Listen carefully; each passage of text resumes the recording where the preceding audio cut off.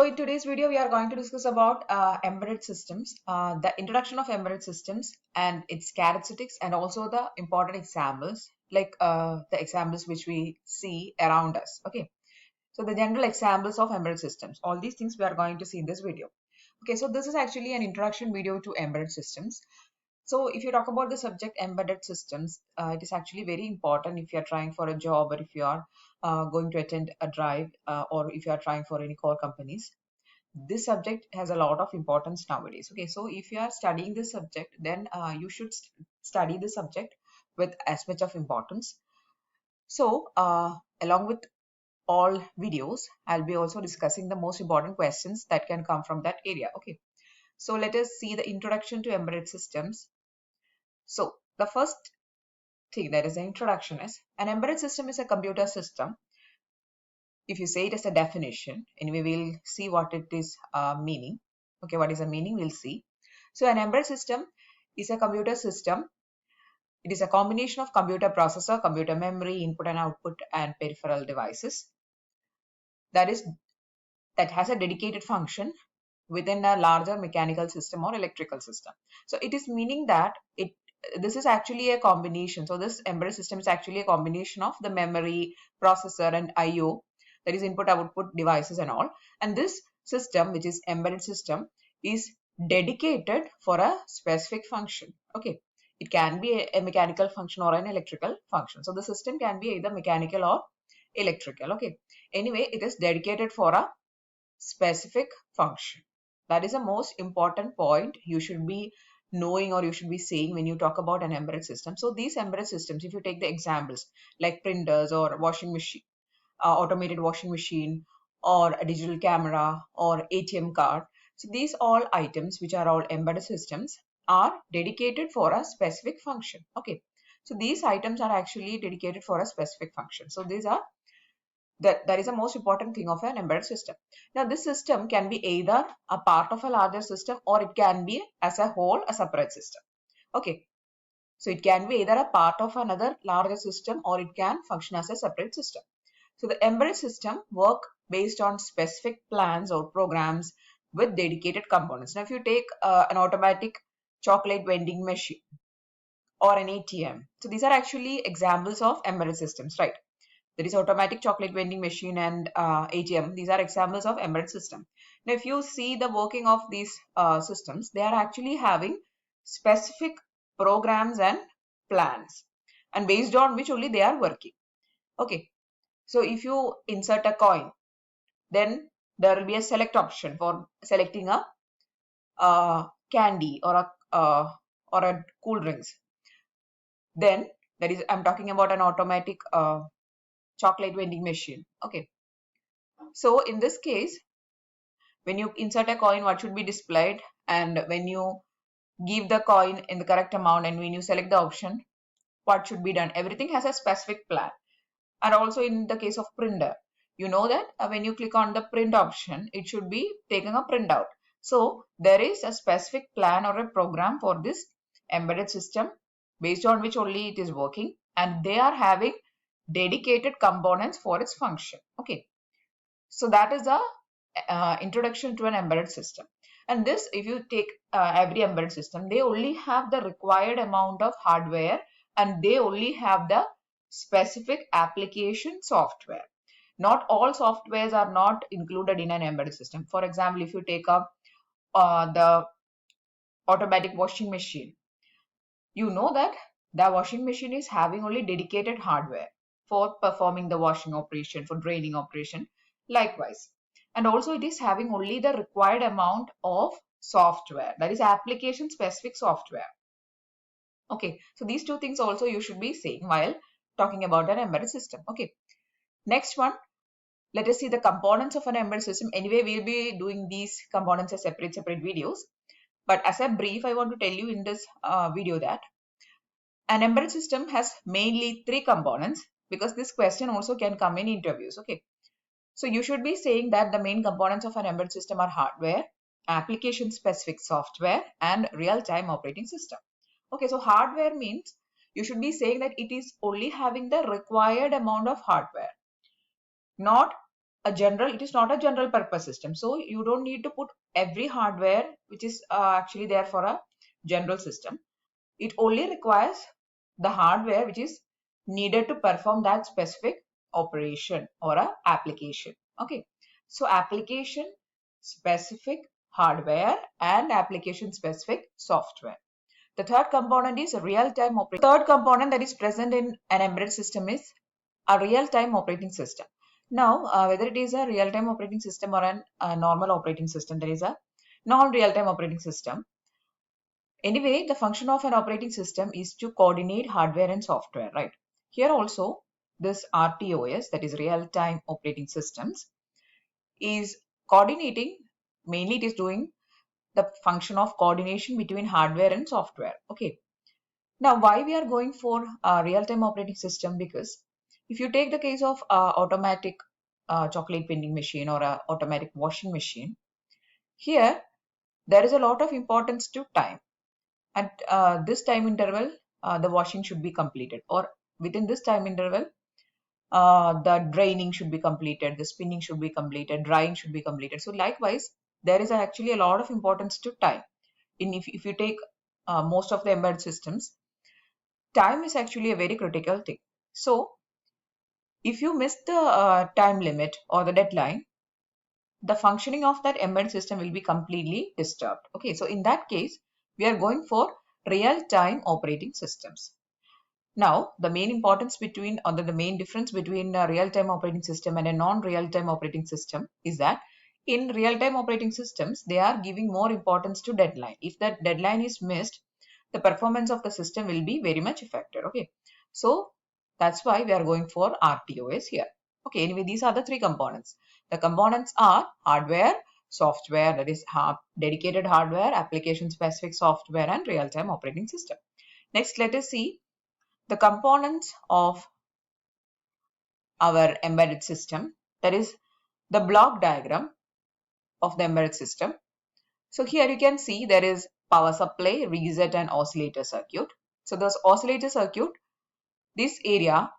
Now, another important thing I want to tell you that if you want to download the PPTs of these sessions for all sessions or all lectures of embedded system, that will be posted in the Telegram channel. Okay, so the PPTs will be uploaded to the Telegram channel. So please do subscribe to the Telegram channel for downloading the PPTs and all. Okay, and also another important thing, towards the end of this video, we'll be discussing the important questions from these areas. Okay, that is for respective videos, we'll be discussing the important questions that can come from that area.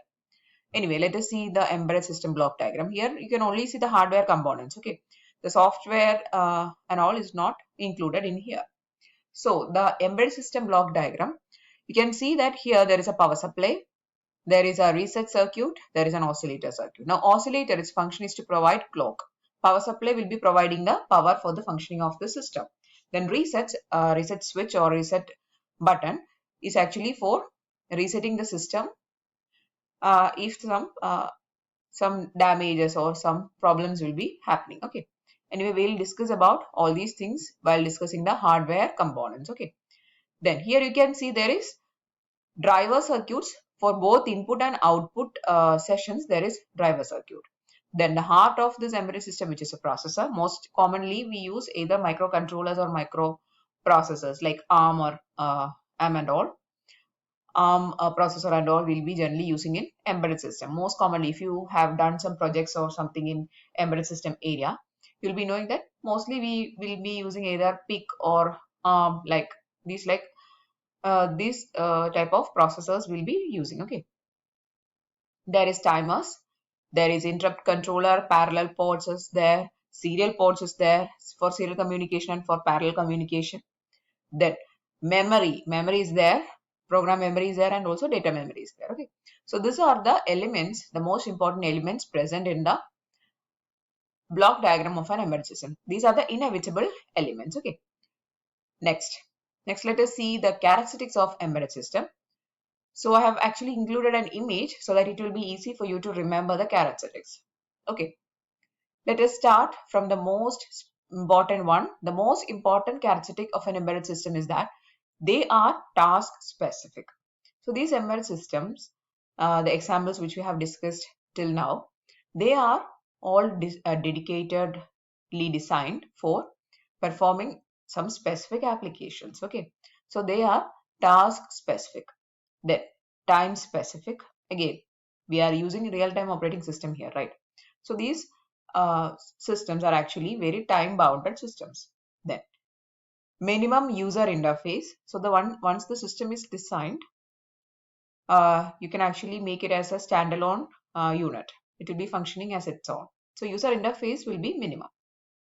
Next, high efficiency, high reliability, highly stable. So we know that these systems are actually having only required amount of hardware and required amount of software.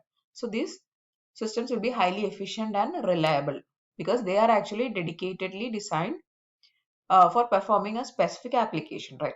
So they will be actually mastering in that application. So you don't need to worry about its functionality and all. So they are highly reliable and efficient and also requires less power. Power consumption will be less because unwanted things are eliminated from this type of systems. Okay. Again, low cost. So these are the most important characteristics of embedded systems. Okay. Next one. The examples of embedded system, if you look around, you can actually see lots and lots of embedded system examples nowadays because a lot of things are being designed.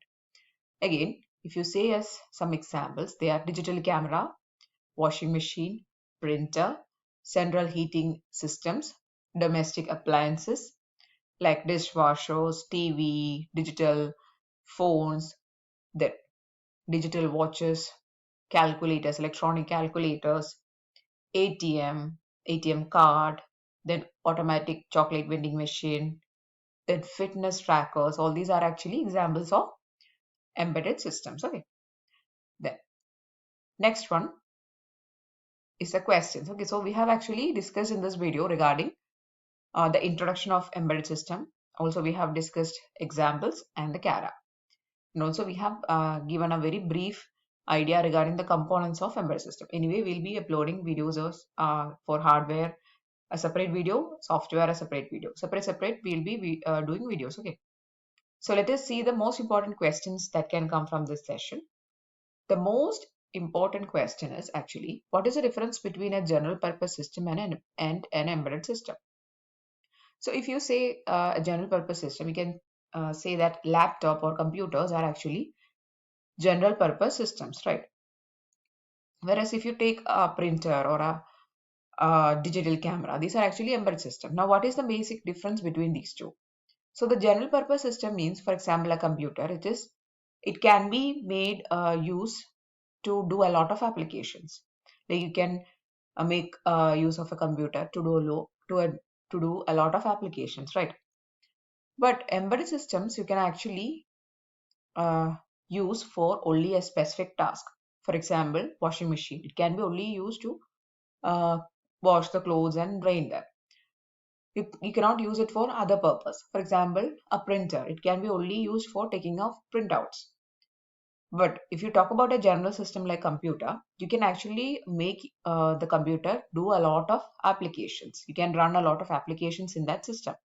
Whereas for a printer, you cannot make it do other things. Okay. So they are very much application specific.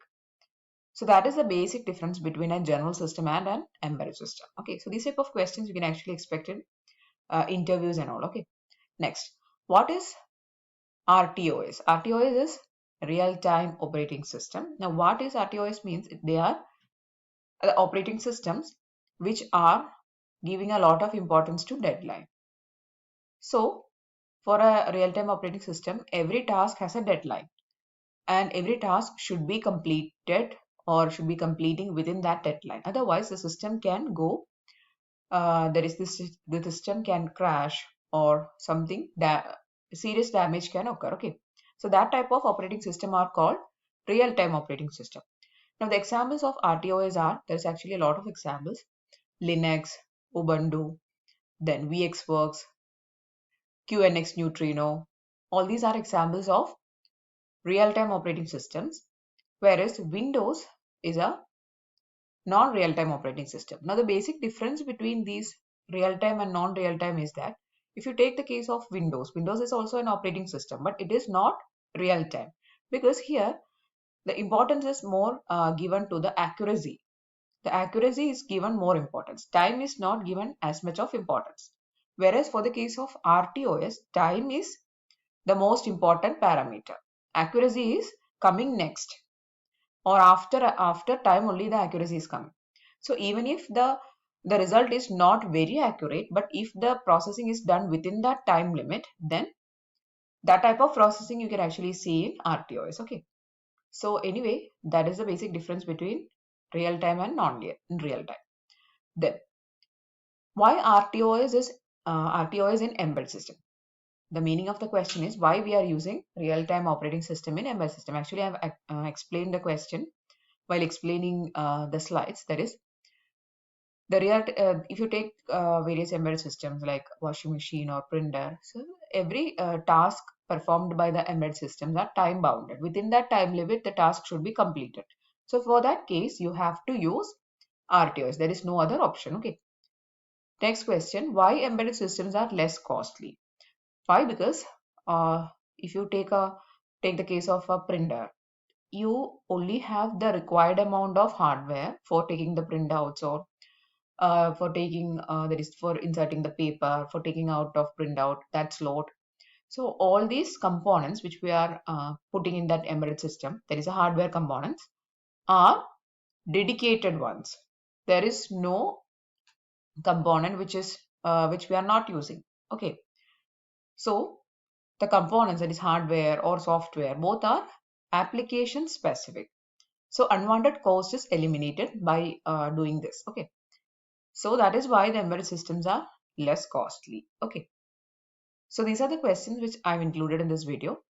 So I'm really hoping that you understood the introduction to embedded system. If you are new to the field of embedded system, or if you are studying this subject for the first time, I'm really hoping that you understood the topic. So if you found the video useful, please do give it a thumbs up. Also share it with your friends. And if you want more videos, please do subscribe to the channel. Thanks for watching and keep on watching.